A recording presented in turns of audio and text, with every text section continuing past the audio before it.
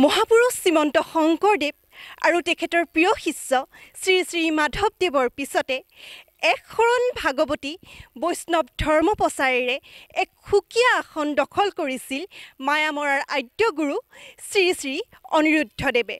নমস্কাৰ, মই শিল্পী ৰাণী বৰা। মই বৰ্তমান উপস্থিত আছোঁ মায়ামৰাৰ আদ্যগুৰু শ্ৰী শ্ৰী অনিৰুদ্ধদেৱৰ জন্মস্থান বিষ্ণুবালি কুঞ্চি সত্ৰত। আমি আমাৰ কেমেৰাত দেখুৱাব বিচাৰিছোঁ বিষ্ণুবালি কুঞ্চি সত্ৰৰ চৌদিশৰ আধ্যাত্মিক পৰিৱেশ। লখিমপুৰ জিলাৰ ধলপুৰৰ ডকুৱাত অৱস্থিত মায়ামৰা ধৰ্মীয় লোকসকলৰ পবিত্ৰ আধ্যাত্মিক স্থান বিষ্ণু বালিকুঞ্চি সত্ৰ।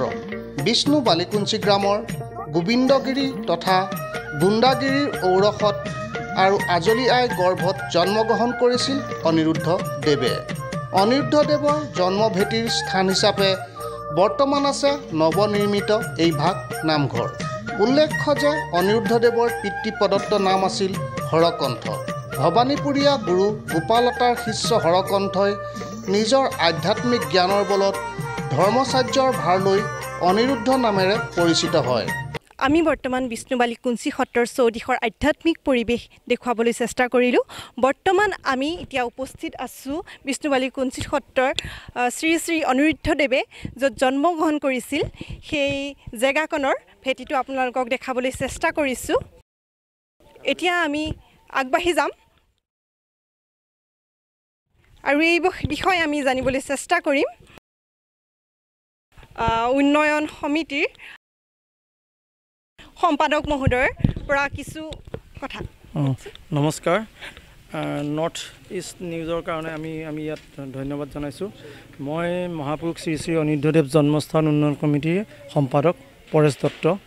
আৰু আপোনালোকে যিডোখৰ ঠাইত ইয়াত উপস্থিত হৈছেহি এইডোখৰ ঠাইতেই মহাপুৰুষ শ্ৰী শ্ৰী অনিৰুদ্ধদেৱ গুৰুজনাৰ 1553 খ্ৰীষ্টাব্দত জন্মগ্ৰহণ কৰিছিল আৰু তেওঁ গুৰু গোপালদেৱৰ গুৰিত ওচৰত বৰপেটা কালজাৰ সত্ৰত তেওঁ দীক্ষা গ্ৰহণ কৰাৰ পিছত তেওঁ মহাপুৰুষ বা শ্ৰী শ্ৰী অনিৰুদ্ধদেৱ নামে খ্যাত হৈ আহি এই তেওঁ জন্মস্থানৰ ভেটিতেই প্ৰথম তেওঁ ধৰ্মগ্ৰন্থ গুৰুদত্ত ধৰ্মগ্ৰন্থ স্থাপনা কৰি প্ৰথম পিতৃ মাতৃক তেওঁ শৰণ বাক্য শুনাই এই ভেটিতেই এই জন্মস্থানৰ ভেটিতেই তেওঁ প্ৰথম সত্ৰৰ ভেটি স্থাপন কৰিছিল আৰু 1601 চনত শ্ৰী শ্ৰী বিষ্ণু বালিকুঞ্চি সত্ৰ তেখেতেই স্থাপন কৰিছিল।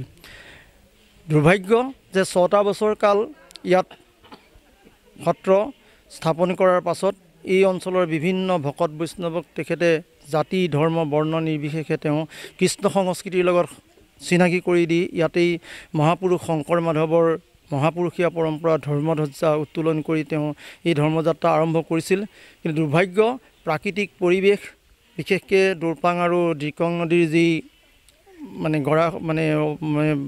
বানপানীৰ যি দুৰ্ভোগ আৰু বিশেষকৈ আমাৰ নিকটৱৰ্তী অৰুণাচল প্ৰদেশৰ দফলা বহতীয়াৰ যি আক্ৰমণ সেই আক্ৰমণত সত্ৰ ভাঙি থান বান কৰাৰ পিছত তেখেতৰ সপৰিয়ালে আৰু তেওঁ শিষ্যগণৰ সৈতে মাজুলীলৈ পলাই যাবলগীয়া হয়।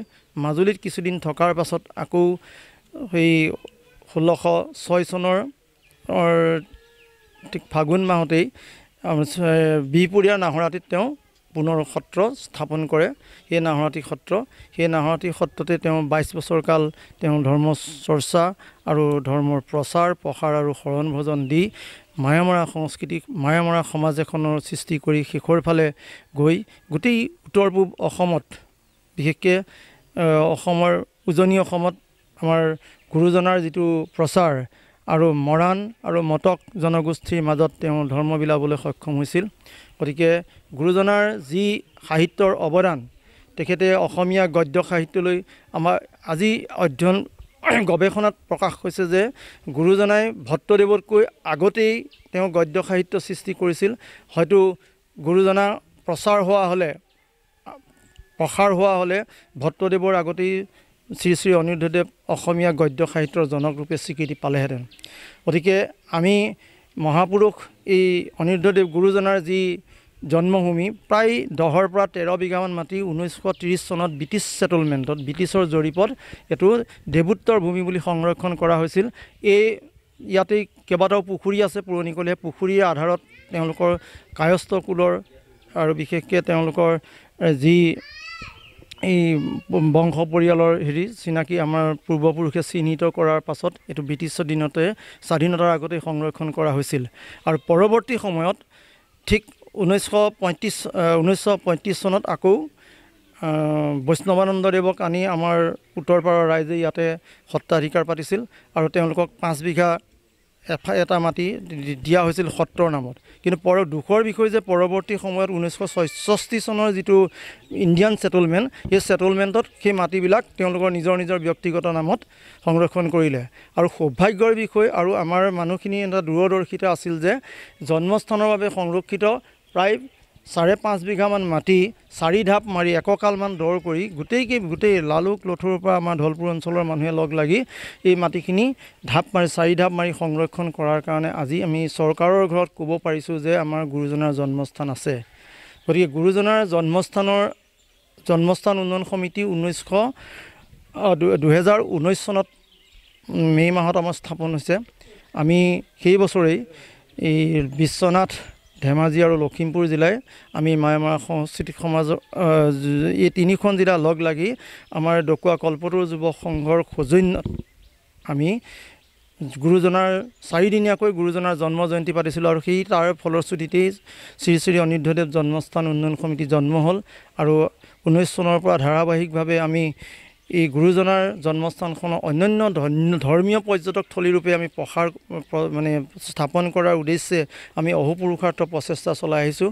ইতিমধ্যে আমাৰ সত্ৰ আয়োগ আহিছে, সাহিত্য সভাৰ সভাপতি সূৰ্যকান্ত হাজৰিকাদেৱ আহিছে, বিমল বৰা ডাঙৰীয়া মন্ত্ৰী আহিছে আৰু সিদিনা মাননীয় মুখ্যমন্ত্ৰী মহোদয়ে আহি আমাৰ এই জন্মস্থানত সেৱা লৈ তেওঁ পাছৰ দিনা যি 4 আগষ্টৰ দিনাখন আমাৰ কেবিনেট হৈছিল সেই কেবিনেটত আমাৰ জন্মস্থানৰ কাৰণে এই জন্মস্থানখন শংকৰদেৱ আৰু মাধৱদেৱ কলাক্ষেত্ৰৰ আৰ্হিত গঠন কৰাৰ উদ্দেশ্যে তেওঁ লখিমপুৰ কেবিনেটত পাছৰ দিনাখন 15 কোটি টকা আবণ্টন দিয়ে আৰু আৰ্কিটেক্টৰ সহায়ত আমি ডিজাইন কৰিছোঁ জন্মস্থান উন্নয়ন সমিতি। ইতিমধ্যে আমি GPWD ডিপাৰ্টমেণ্টৰ গৃহ নিৰ্মাণ কমিটি আছে, বিভাগ আছে লোক নিৰ্মাণ, সেই তেওঁলোকৰ জৰিয়তে সেই ফাইল গৈ ইতিমধ্যে কমিশ্যনাৰ আৰু ফাইনেন্সত আছে। হয়তো আমি আশা ৰাখিছোঁ আৰু অলপ দিনৰ আগতে আমাৰ ৰাজহুৱাকৈ আমাৰ কলাক্ষেত্ৰৰ সচিব সুদৰ্শন ঠাকুৰ ডাঙৰীয়াই আমাক ৰাজহুৱাকৈ জনাইছিল যে জানুৱাৰী শেষৰ পষেকত মুখ্যমন্ত্ৰী আহিব, আপোনালোকে ৰেডি হওক। আৰু তেখেতলোকে আহি ইয়াত যা যোগাৰ কৰিছিল, কিন্তু কিবা কাৰণত মুখ্যমন্ত্ৰী সেই আধাৰশিলা স্থাপনটো নহ'লে। গতিকে আমি আশা ৰাখিছোঁ এই পঞ্চায়ত ইলেকশ্যনৰ পিছতেই তেখেত আহিব, আহি ইয়াতে আমাৰ শিলান্যাস কৰিব আৰু সম্ভৱতঃ গ্ৰীষ্মকালীন যি অধিৱেশন হ'ব সেই অধিৱেশনতে আমাৰ এই প্ৰজেক্টটো পাছ হ'ব। গতিকে আশা ৰাখিছোঁ গুৰুজনাৰ আশীষ আৰু ঈশ্বৰৰ আমাৰ সুদৃষ্টি হ'লে এই গুৰুজনাৰ ঠাইখন একক ধৰ্মীয় পৰ্যটকথলীলৈ ৰূপান্তৰ হ'ব বুলি আমি আশা ৰাখিছোঁ। আৰু জন্মস্থান উন্নয়ন কমিটিৰ সম্পাদক হিচাপে আমাৰ এইখিনি অহোপুৰুষাৰ্থ চেষ্টা চলাই চাইছোঁ আৰু আমাৰ সকলোৰে সহযোগ আছে গুৰুজনাৰ প্ৰতি। অকল অনিৰুদ্ধদেৱ পন্থী বা মায়ামৰা সমাজৰ বুলিয়ে নহয়, এতিয়া অসমৰ বিজ্ঞ সমাজৰ সকলোৰে দৃষ্টি মহাপুৰুষ অনিৰুদ্ধদেৱৰ ওপৰত। তেখেতৰ যি ৰচনাৱলী, তেখেতৰ যি সমাজ সংস্কাৰৰ চিন্তা বা সমাজ দৰ্শনৰ চিন্তা আজি সকলোৱে আদৰি লৈছে। গতিকে আমি স্থানীয় হিচাপে থলুৱা হিচাপে যিখিনি কৰিব পাৰোঁ আমি চেষ্টা চলাই আহিছোঁ। গতিকে আমাৰ 7.5 বিঘা বৰ্তমান আমাৰ জন্মস্থানৰ মাটি আছে আৰু ইতিমধ্যে আবণ্টন হৈছে আৰু আমি অলপতে সদ্যহতে আমি 72 লোচা মাটি আমি প্ৰয়োজন হ'লত আমি ক্ৰয় কৰিছোঁ।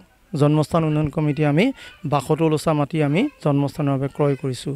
আৰু ইয়াতে আমাৰ আমি যি আৰ্কিটেক্টৰ ড্ৰয়িঙত আমি 23টা আমি দিছোঁ। আমাৰ মুখ্যদ্বাৰ হ'ব হাইৱে নেশ্যনেল যিটো NH-15 তাত হ'ব, ইয়াতে এটা হ'ব, 3টা মুখ্যদ্বাৰ হ'ব।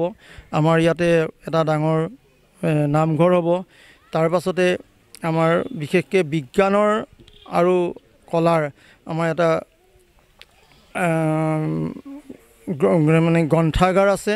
গ্ৰন্থাগাৰৰ লগতে আমাৰ আছে বিশেষকৈ আমাৰ মিউজিয়ামত তাৰমানে বিজ্ঞান আৰু ছাত্ৰ ছাত্ৰীৰ উপযোগী কৰে বিজ্ঞান আৰু মানে যিখিনি আমাৰ কালচাৰেল মানে মিউজিয়াম হ'ব সকলো সামৰি আৰু বিশেষকৈ পুখুৰীকেইটা ঐতিহ্যমণ্ডিত পুখুৰীকেইটাক আমি দি ইয়াক এক ধৰ্মীয় পৰ্যটকথলীৰ ওপৰত গঢ় দিয়াৰ ব্যৱস্থা কৰাৰ মানসেৰে আমি জন্মস্থান উন্নয়ন কমিটি আৰ্কিটেক্টৰ সহায়েৰে আমি গোটেইখিনি যিমানখিনি পাৰোঁ চালি জাৰি আমি ছাবমিট কৰিছোঁ হয়তো এইখিনি এই বাস্তৱলৈ ৰূপান্তৰৰ ফালে গতি কৰিছে গতিকে খুব কম দিনৰ ভিতৰতে আমি ইয়াৰ এটা চিত্ৰ দেখা পাম গতিকে এইখিনি কৈ মই জন্মস্থান উন্নয়ন সমিতিৰ সম্পাদকৰ ফালৰ পৰা একাষাৰ সামৰিছোঁ ধন্যবাদ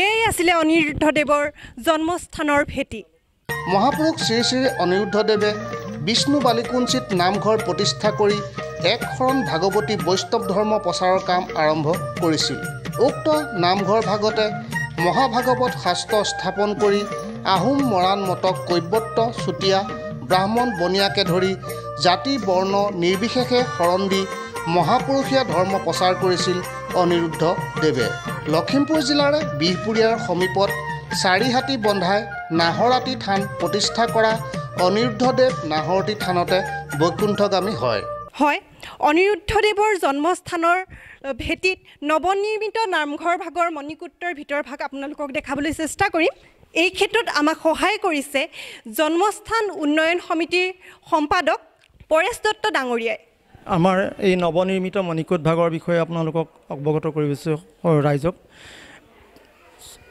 অসম চৰকাৰৰ আমাৰ 10 লাখ টকাৰ এটা অনুদান পাইছিলোঁ সেই 10 লাখ টকাৰ অনুদানেৰে প্ৰথম কিস্তিৰ 6 লাখ টকাৰে আমি বৰ্তমান এই 33 ফুট দৈৰ্ঘ্য আৰু 13 ফুট বহলৰ 3টা কোঠাযুক্ত আমি মণিকূট ভাগ মানে আটক ধুনীয়াকৈ আমি নিৰ্মাণ কৰিব বিচাৰিছোঁ তাৰে আপোনালোকে এইফালে দেখা পাইছে এই দৰ্জাখন যে বন্ধ হৈ আছে এই দৰ্জাখন বন্ধ হৈ থকা এই তাতে আমাৰ যিখন অনিৰুদ্ধদেৱৰ নিজ শাস্ত্ৰ নামে জনা যায় এই তাত ৰখা হ'ব সেই এটা গোপন কক্ষ গতিকে তাত টাইলছ লগাই বেদী নিৰ্মাণ কৰি থোৱা হৈছে আৰু এই আপোনাৰ সন্মুখৰ গ্ৰিলৰ সন্মুখত যি বেদী দেখিছে এই বেদীতেই আমাৰ 5 ফুট দৈৰ্ঘ্যৰ বহলৰ আৰু 7 ফুট ওখৰ এখন সিংহাসন আমাৰ ইতিমধ্যে নিৰ্মাণ প্ৰক্ৰিয়াত আছে আৰু সোঁফালৰ বেদীত থাকিব ভক্তিমংগল ঘোষা আৰু বাওঁফালৰ বেদীত থাকিব আমাৰ শ্ৰীমদ ভাগৱত কীৰ্তন আদি ধৰ্মপুথিবিলাক থাকিব আৰু এই ভাগটো সকলো জাতি ধৰ্ম বৰ্ণ নিৰ্বিশেষে সকলোৰে কাৰণে ইয়াত খোলা থাকিব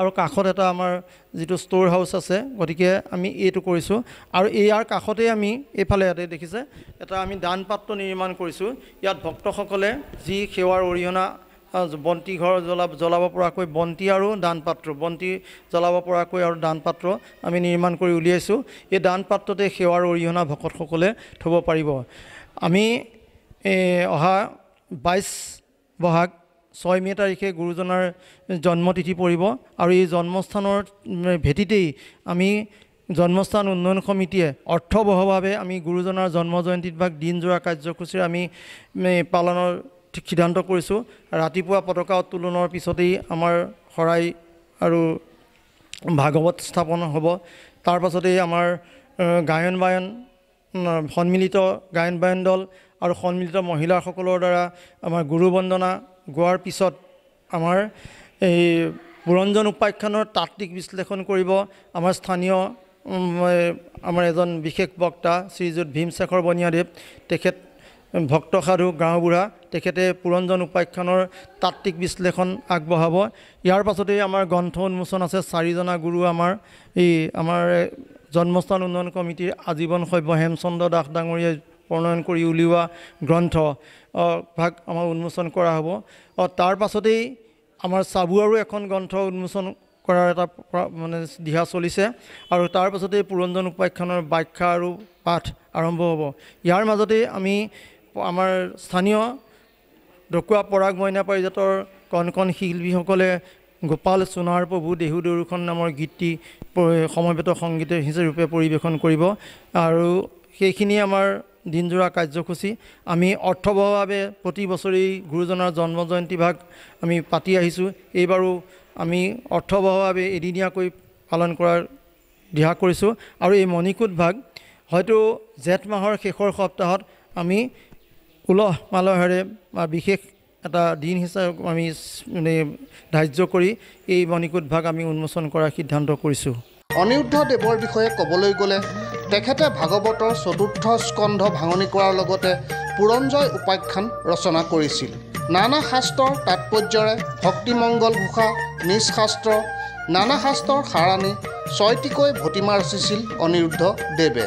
এই প্ৰতিবেদনত আমি কেৱল মায়ামৰা আদ্যগুৰু শ্ৰী শ্ৰী অনিৰুদ্ধদেৱৰ জন্মস্থানৰ কিছু আভাস দিয়াৰ প্ৰয়াস কৰিলোঁ। মায়ামৰা আদ্যগুৰু শ্ৰী শ্ৰী অনিৰুদ্ধদেৱৰ জন্মস্থান বিষ্ণুবালিকুঞ্চি সত্ৰৰ কিছু আভাস আপোনালোকক দিবলৈ চেষ্টা কৰিলোঁ। এই স্থান হয়তো ভৱিষ্যতলৈ আৰু উন্নত কৰাৰ চৰকাৰে পৰিকল্পনা গ্ৰহণ কৰিছে। পৰৱৰ্তী পৰ্যায়ত আমিও এই স্থানৰ সবিশেষ দেখাই থাকিবলৈ চেষ্টা কৰিম। ধন্যবাদ।